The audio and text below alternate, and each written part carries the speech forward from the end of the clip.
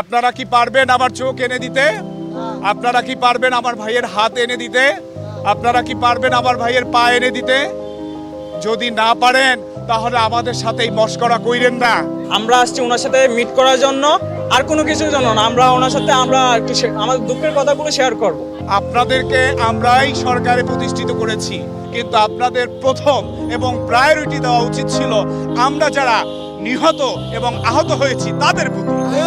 উনি যদি ক্রিকেটারদের সাথে গিয়ে দেখা করতে পারে, আমরা কি আমাদেরকে একটু দেখতে যেতে পারেন না? এবার জুলাই আহত শিক্ষার্থীরা মাঠে নেমেছেন। তাদের দাবি প্রধান উপদেষ্টা এবং সমন্বয়করা এখনো পর্যন্ত তাদের কোনো খবর নেয়নি।